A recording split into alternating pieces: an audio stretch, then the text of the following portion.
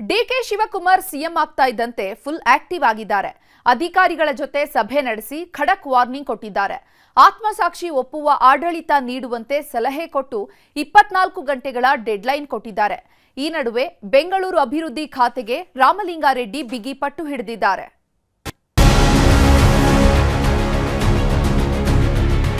ಪೊಲೀಸರು ಅಷ್ಟೇ ಬರೀ ರೌಡಿಗಳನ್ನ ಅವರು ಟ್ರೇಸ್ ಮಾಡ್ತಾ ಇರೋದು, ಕರ್ಕೊಂಡು ಬರ್ತಾ ಇರೋದು, ದಾರಿ ತರೋದು, ಎಲ್ಲೂ ಕೂಡ ಅವರು ಯಾರ ಮೇಲೂ ಕೂಡ ಕ್ರಿಮಿನಲ್ ಆಕ್ಟಿವಿಟೀಸ್ ಮಾಡಬಾರ್ದು.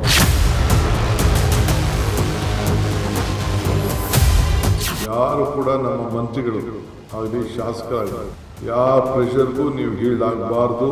ಕಾನೂನು ಚೌಕಟ್ಟಿನಲ್ಲಿ ಇದ್ರೆ ಮಾತ್ರ ಮಾಡಬೇಕು. ಜನ ಬರೋದನ್ನ ತಪ್ಪಿಸಬೇಕು, ವಲಸೆ ಬರೋದನ್ನ. ರಾಜ್ಯದ ಹೊಸ ಸಿಎಂ ಆಗುತ್ತಲೇ ಅಖಾಡಕ್ಕಿಳಿದಿರುವ ಡಿಕೆ ಶಿವಕುಮಾರ್ ಆಕ್ಷನ್ ಪ್ಲಾನ್ಗೆ ಇಳಿದಿದ್ದಾರೆ. ಐಎಎಸ್, ಐಪಿಎಸ್ ಅಧಿಕಾರಿಗಳ ಸಭೆ ಮಾಡಿದ್ದ ಸಿಎಂ ಪಾರದರ್ಶಕ, ವಿಶ್ವಾಸಾರ್ಹ, ಆತ್ಮಸಾಕ್ಷಿ ಒಪ್ಪುವ ಆಡಳಿತ ನೀಡುವಂತೆ ಸಲಹೆ ಕೊಟ್ಟಿದ್ದಾರೆ. ಹೊಸ ಸರ್ಕಾರ ಯಾವ ಜಾತಿ ಧರ್ಮದ ಸರ್ಕಾರ ಅಲ್ಲ, ಸರ್ವ ಜನಾಂಗದ ಸರ್ಕಾರ ನಮ್ಮದು ಎಂಬುದನ್ನ ಪದೇ ಪದೇ ಒತ್ತಿ ಹೇಳಿದ್ದಾರೆ.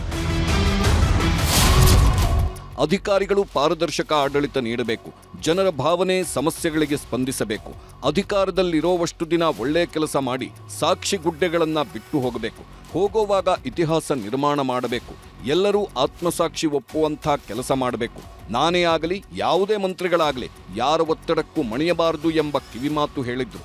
ತಾಲೂಕು ಹಳ್ಳಿಗಳಿಗೂ ಅಧಿಕಾರ ವಿಸ್ತರಣೆ ಆಗಬೇಕು, ಹಿರಿಯ ಅಧಿಕಾರಿಗಳು ಹಳ್ಳಿಗಳಿಗೂ ಹೋಗಿ ಕೆಲಸ ಮಾಡಬೇಕೆಂದ್ರು.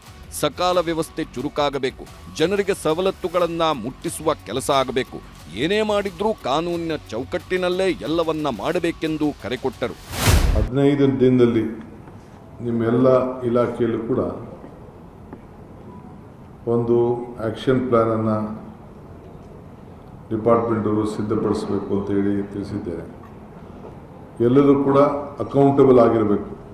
ಈ ದೇಶದಲ್ಲಿ ವಿದ್ಯಾವಂತಿಂದವರು ನಡೀತದೆ, ಬುದ್ಧಿವಂತಿಂದವರು ನಡೀತದೆ, ಆದರೆ ಪ್ರಜ್ಞಾವಂತಿಕೆ ಬೇಕು ಅನ್ನೋದು ಹಿರಿಯರು ಹೇಳ್ತಾರೆ. ನಿಮಗೆ ಬೇಸಿಕ್ ಕಾಮನ್ ಸೆನ್ಸ್ ಬೇಕು.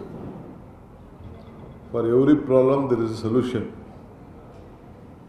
ಪಾಸಿಟಿವ್ ಆಟಿಟ್ಯೂಡ್, ಪಾಸಿಟಿವ್ ಅಪ್ರೋಚ್ ಇದು ಇರಬೇಕು ಅಂತ ಹೇಳಿದೆ. ಯಾರ ಮಾತು ನೀವು ಕೇಳಬಾರ್ದು. You should work within the system of law, positive approach. Where there is problem, find out a solution within the system.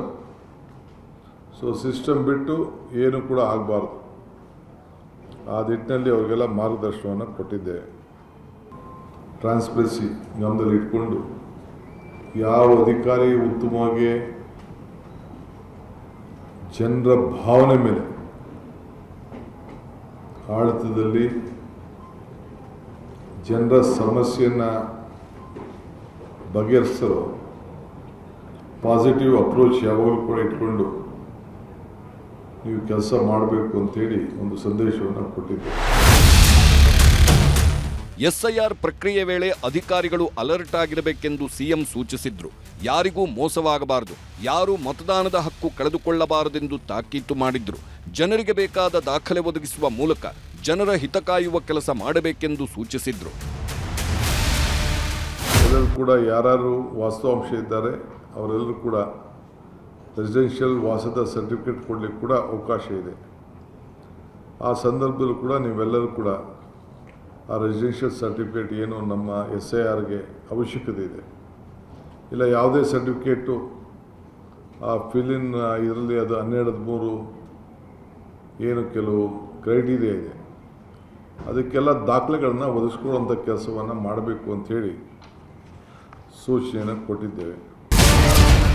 Gruhalakshmi, Gruhajyothi ಅಕ್ರಮಗಳಿಗೆ break, ಗ್ಯಾರಂಟಿಗಳ ಪರಿಷ್ಕರಣೆ ಸುಳಿವು ನೀಡಿದ ಸಿಎಂ. ಈ ಮಧ್ಯೆ ಗ್ಯಾರಂಟಿಗಳ ಪರಿಷ್ಕರಣೆಗೆ ಸರ್ಕಾರ ಮುಂದಾದಂತೆ ಕಾಣುತ್ತಿದೆ. 200 ಯೂನಿಟ್ ಅಂತ ಮನೆಗೆ ಪಡೆದು ವಾಣಿಜ್ಯಕ್ಕೆ ಬಳಕೆ ಮಾಡುತ್ತಿರೋರು ಸತ್ತವರ ಹೆಸರಲ್ಲೂ ಗೃಹಲಕ್ಷ್ಮಿ ಹಣ ಡ್ರಾ ಮಾಡುತ್ತಿರುವುದನ್ನು ಪತ್ತೆ ಹಚ್ಚಲು ಅಧಿಕಾರಿಗಳಿಗೆ ಸೂಚನೆ ಕೊಟ್ಟಿದ್ದಾರೆ ಸಿಎಂ.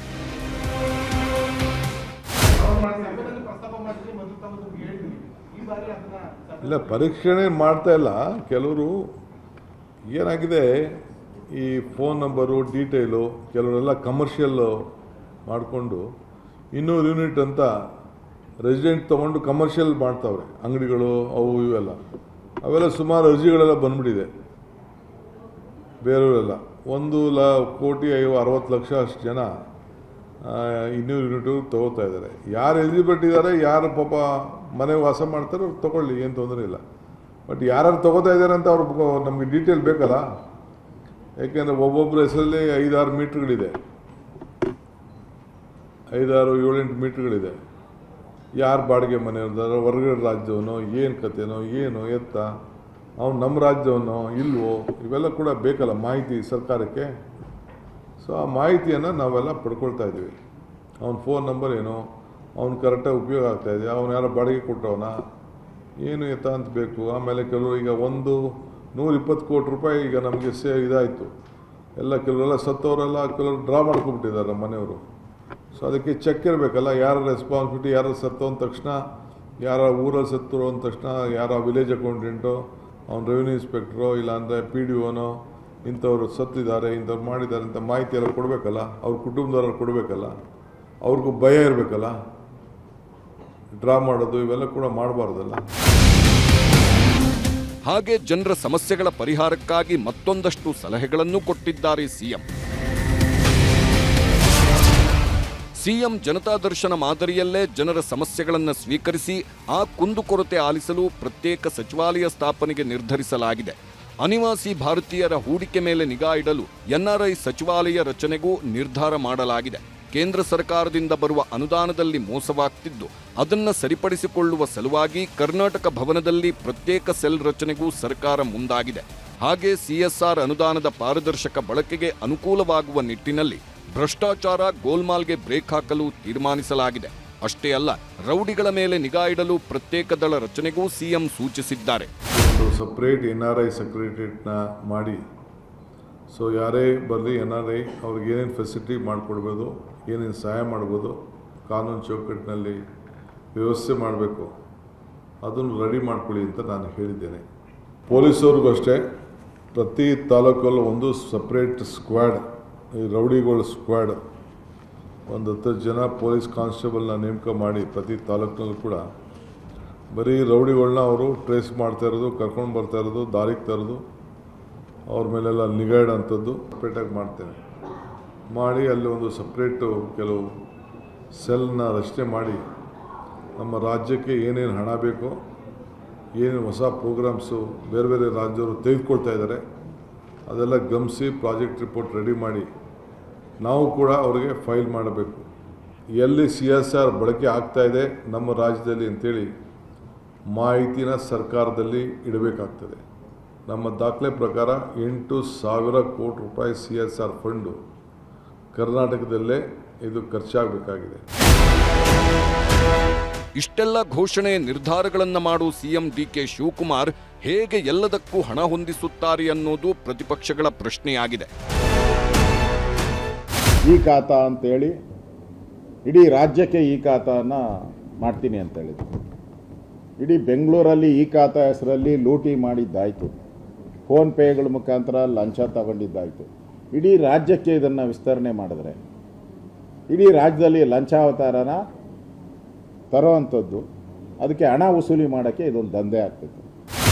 ರಾಜ್ಯದಲ್ಲಿ ಯಾವುದೇ ಒಂದು ಅಭಿವೃದ್ಧಿ ಕೆಲಸ ಕಾರ್ಯವನ್ನು ಮಾಡೋದಕ್ಕೆ ಸಾಧ್ಯ ಆಗದೇನೆ ಈ ಗ್ಯಾರಂಟಿಗಳು, ರಾಜ್ಯದ ಆರ್ಥಿಕ ಪರಿಸ್ಥಿತಿ ಇವೆಲ್ಲವನ್ನು ಕೂಡ ನೋಡಿದಾಗ ಏನು ಮುಂದಿನ 2 ವರ್ಷದಲ್ಲೂ ಕೂಡ ಏನು ಅಭಿವೃದ್ಧಿ ರಾಜ್ಯದಲ್ಲಿ ಕಾಣೋದಕ್ಕೆ ಸಾಧ್ಯ ಆಗ್ತದೆ, ನನಗಂತೂ ದೊಡ್ಡ ಪ್ರಶ್ನೆ ಎದ್ದಿರುವಂಥದ್ದು. ಕೇವಲ ಪ್ರತಿಪಕ್ಷಗಳಷ್ಟೇ ಅಲ್ಲ, ಕೆಲ ಸಚಿವರುಗಳಿಂದಲೂ ಭಾರತ್ ಜೋಡೋ ಯುವಕರ ಸಂಘ ರಚನೆಗೆ ಆಕ್ಷೇಪ ವ್ಯಕ್ತವಾಗಿದೆ. ಈಗಿರುವ ಗ್ಯಾರಂಟಿ ಹೊರೆಯೊಂದಿಗೆ ಅದು ಕೂಡ ಹೊರೆಯಾಗಬಹುದು ಅಂತಾರೆ ಸತೀಶ್ ಜಾರಕಿಹೊಳಿ. ಬಸ್ ಪಾಸ್ ಆದರೂ ಜಾಸ್ತಿ ಏನು ಹೊರೆ ಆಗೋಲ್ಲ ಅಂತ ಹೇಳಿದ್ದಾರೆ. ಅದು ಬಿಟ್ಟರೆ ನೆಕ್ಸ್ಟ್ ನಮ್ಮದು ಭಾರತ್ ಜೋಡೋ ಅದು ಮಾತ್ರ ಆಗ್ಬೋದು, ಅದನ್ನು ಅಡ್ಜಸ್ಟ್ ಮಾಡ್ಬೋದು, ಅದೇನು ತೊಂದರೆ ಇಲ್ಲ ಸರ್ಕಾರಕ್ಕೆ. ಅದು ಬಿಟ್ಟರೆ ಮಿಕ್ಕಿದೆಯಲ್ಲ ಫೈನಾನ್ಷಿಯಲಿ ಇಂಪ್ಲಿಕೇಶನ್ ಯಾವುದೂ ಇಲ್ಲ, ಅಲ್ಲೇ ಅಡ್ಜಸ್ಟ್ ಮಾಡ್ಬೋದಿಲ್ಲ. ಏನು ಕೆಲಸ ಮಾಡಿದ್ರು ಆರ್ಥಿಕ ಹೊರೆ ಇರ್ತದೆ. ಇಲ್ಲಿ ಪ್ರೆಸ್ ಕಾನ್ಫರೆನ್ಸ್ ಮಾಡಿದ್ರು ಕೂಡ ಕಾಫಿ ತಿಂಡಿ ಅದು ಆರ್ಥಿಕ ಹೊರೆ ಅಲ್ವಾ?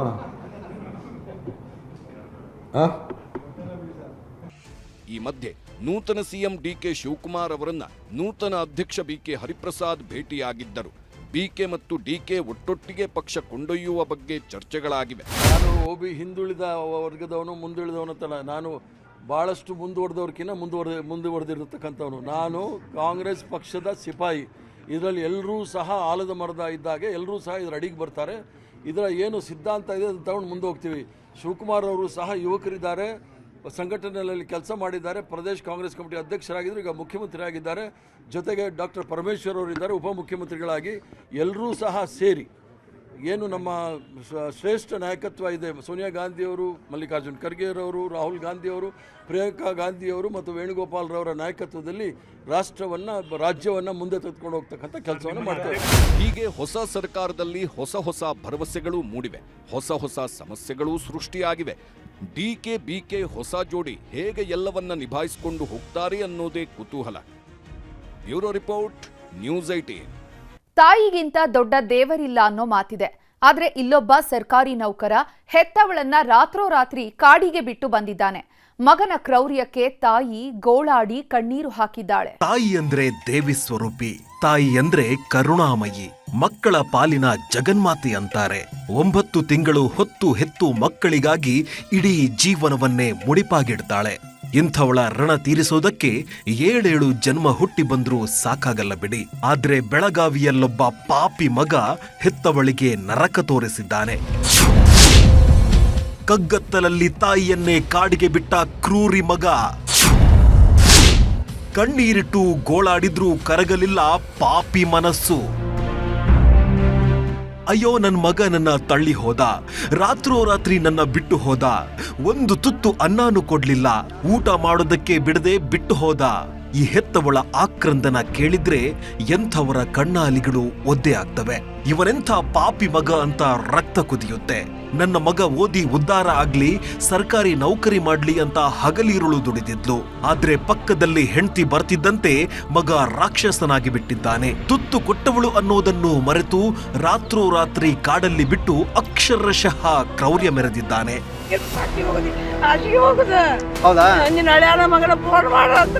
ಹೀಗೆ ಗೋಳಾಡಿ ಕಣ್ಣೀರು ಹಾಕ್ತಿರೋ ತಾಯಿ ಹೆಸರು ಕಮಲಮ್ಮ ಕಟ್ಟಿ ಅಂತ. ಬೆಳಗಾವಿ ಜಿಲ್ಲೆ ರಾಮದುರ್ಗ ತಾಲೂಕಿನ ಸಾಲಹಳ್ಳಿ ಗ್ರಾಮದ ನಿವಾಸಿ. ಮಗನ ಮೇಲೆ ಬೆಟ್ಟದಷ್ಟು ಕನಸು, ಆಕಾಶದಷ್ಟು ಪ್ರೀತಿ ಇಟ್ಕೊಂಡಿದ್ಲು. ಪುತ್ರನಿಗಾಗಿ ಪ್ರಾಣನೂ ಕೊಡ್ತೀನಿ ಅಂತಿದ್ಲು. ಕಂಡ ಕನಸಿನಂತೆ ಮಗನನ್ನ ಓದಿಸಿ KSRTC ಬಸ್ ಡ್ರೈವರ್ ಮಾಡಿದ್ಲು. ಮಗ ಗೋಕಾಕ್ನಲ್ಲಿ ವಾಸವಾಗಿದ್ರಿಂದ ಆತನ ಜೊತೆಗೆ ಇದ್ಲು. ಆದ್ರೆ ಮಗ ಸಂತೋಷ್ ಕಟ್ಟಿಗೆ ತಾಯಿ ಅಂದ್ರೆ ಅದೇನೋ ದ್ವೇಷ. ಹೆಸರು ಕೇಳಿದ್ರೆ ಮೈಯೆಲ್ಲ ಉರಿಯುತ್ತೆ ಅನ್ನೋವಷ್ಟು ಸಿಟ್ಟು. ಹೇಗಾದ್ರೂ ಮಾಡಿ ಮನೆ ಬಿಟ್ಟು ಹೋದ್ರೆ ಸಾಕಪ್ಪ ಅಂತಿದ್ನಂತೆ.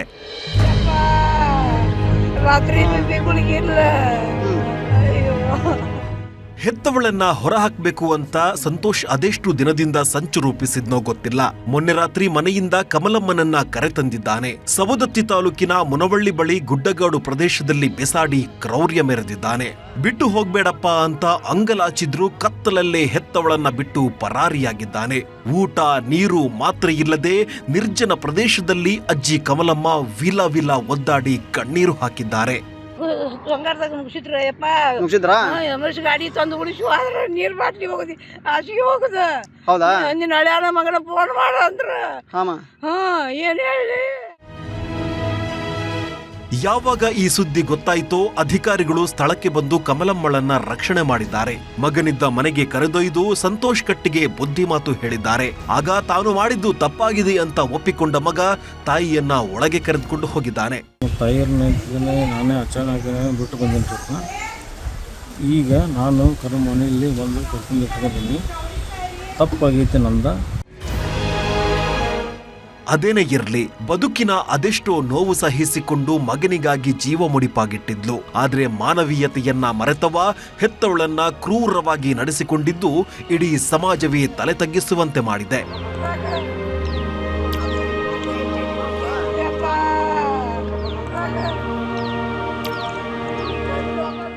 ಚಂದ್ರಕಾಂತ್ ಸುಗಂಧಿ, ನ್ಯೂಸ್ 18 ಬೆಳಗಾವಿ. ಆತ ಪುಟ್ಟ ಬಾಲಕ ಅಪ್ಪನ ಕಾರಲ್ಲಿ ಕೂತು ಆಟ ಆಡ್ತಾ ಇದ್ದ. ಆದ್ರೆ ಡಿಕ್ಕಿಯಲ್ಲಿ ಇಳಿದವ ಉಸಿರುಗಟ್ಟಿ ಒದ್ದಾಡಿ ಜೀವ ಬಿಟ್ಟಿದ್ದಾನೆ. ಕಾರಲ್ಲಿ ಮಗನ ಶವ ಕಂಡ ಹೆತ್ತವರ ಆಕ್ರಂದನ ಹೇಳತೀರದಾಗಿದೆ. ಆಟವಾಡ್ತಿದ್ದ ಬಾಲಕ ಕಾರ್ ಡಿಕ್ಕಿಯಲ್ಲಿ ಲಾಕ್, ಉಸಿರುಗಟ್ಟಿ ಅಲ್ಲೇ ಸಾವು, ಕುಟುಂಬ ಕಣ್ಣೀರು.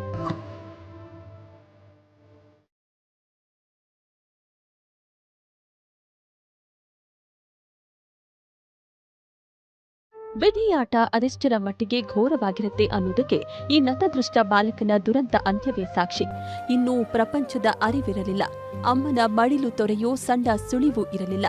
ಈಗಷ್ಟೇ ಕಣ್ಬಿಟ್ಟು ಪ್ರಪಂಚ ನೋಡ್ತಾ ಇದ್ದ ಬಾಲಕ ಮರೆತು ಮರೆಯಾಗಿದ್ದಾನೆ. ಮನೆ ತುಂಬ ಮಗ ಓಡಾಡಿ ಆಟ ಆಡ್ತಿದ್ದ ಸಂಸಾರದಲ್ಲಿ ಸ್ಮಶಾನ ಮೌನ ಆವರಿಸಿದೆ.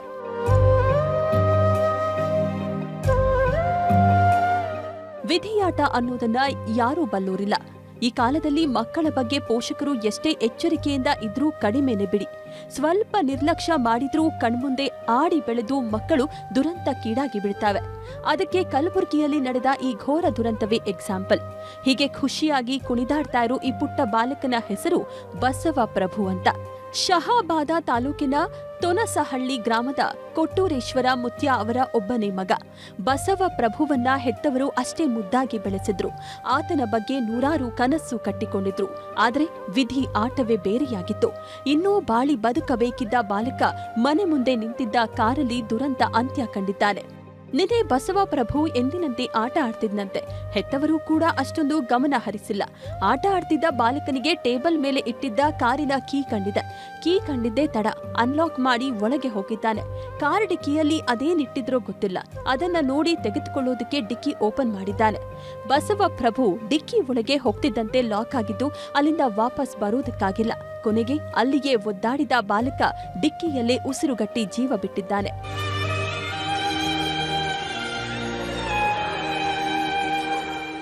ಇತ್ತ ಹೆತ್ತವರು ಮಗ ಎಲ್ಲೋದ ಅಂತ ಹುಡುಕಾಡುವುದಕ್ಕೆ ಶುರು ಮಾಡಿದ್ದಾರೆ. ಊರೆಲ್ಲ ಹುಡುಕಿದ್ರೂ ಬಸವ ಪ್ರಭು ಸುಳಿವು ಸಿಕ್ಕಿರಲಿಲ್ಲ. ಕೊನೆಗೆ ಕಾರ್ನಲ್ಲಿ ನೋಡಿದಾಗ ಮುದ್ದಾದ ಮಗ ಶವವಾಗಿ ಪತ್ತೆಯಾಗಿದ್ದಾನೆ. ಮಗ ಇನ್ನಿಲ್ಲ ಅನ್ನೋದು ಗೊತ್ತಾಗ್ತಿದ್ದಂತೆ ಹೆತ್ತವರ ಆಕ್ರಂದನ ಮುಗಿಲು ಮುಟ್ಟಿತ್ತು. ಇದ್ದೊಬ್ಬ ಮಗನನ್ನ ಕಳೆದುಕೊಂಡು ಆತನ ನೆನಪಲ್ಲೇ ಕಾಲ ಕಳೆಯುವಂತಾಗಿದೆ.